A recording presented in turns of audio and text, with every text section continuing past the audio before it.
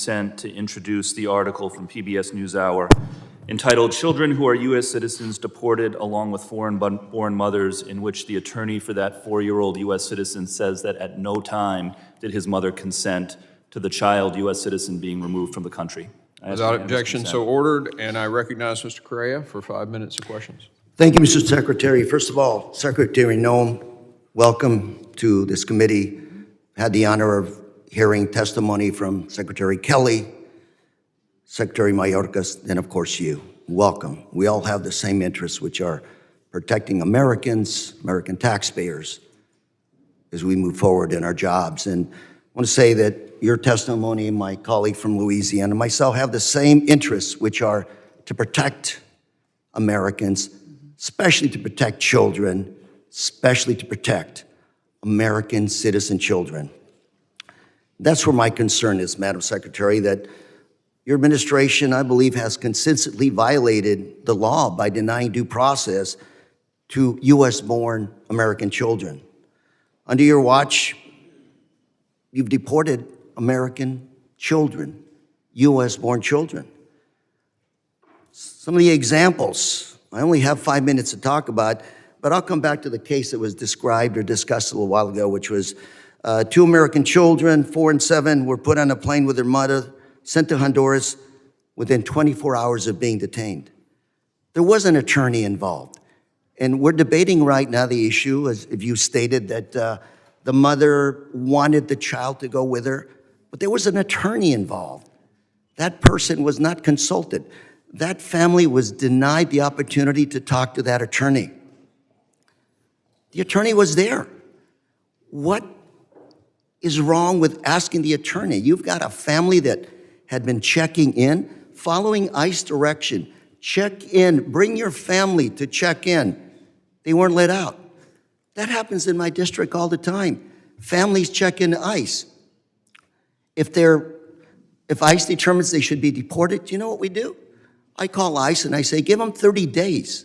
Some of these families have been in this country 20, 30 years. Give them 30 days to get their situation in order. Make sure that they figure out how to keep their American children in the U.S. Give them the opportunity to make an educated decision on the lives of American citizens. In this case and other cases, ma'am, you have split-second decisions to make a decision on those children. And you, Madam Secretary, also make split-second decisions based on whatever coerced discussion you're having with that mother. And I say coerced because when you're scared to death, your life is about to change, and you've got an attorney next door that you will not permit that family to consult with that attorney, you got an issue. Case number 2, 2-year-old American daughter, also deported to Honduras. They were also denied access to their lawyers. According to her lawyer, ICE prevented the mother from speaking to the lawyer or anyone else in the family. 2-year-old American citizen. Can't we slow it down and just take a moment before they're deported in 24 hours? The mom didn't want the daughter to stay in the United States. They may have had relatives in the United States, family. Even the own Trump-appointed federal judge overseeing this case has said that he had a strong suspicion that the government just deported a U.S. citizen with no meaningful due process. Madam Secretary, I think we're all in agreement here. Let's go after MS-13. Let's go after drug dealers. Let's go after Tren de Grúa.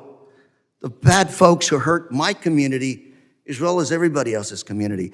But I fail to see where a child, 2-year-old, 4-year-old, 7-year-old children could be on your top of priorities for deportations. This is still America. Due process, the Fifth Amendment. Madam Secretary, I know ICE agents. I deal with them all the time. I've toured the southern border, blue uniforms, green uniforms, talking to them about what they need to do the job. More than happy to have that discussion with you, publicly or privately, but deporting U.S.-born children, ignoring their attorneys, take a deep breath. You've been here 20, 30 years.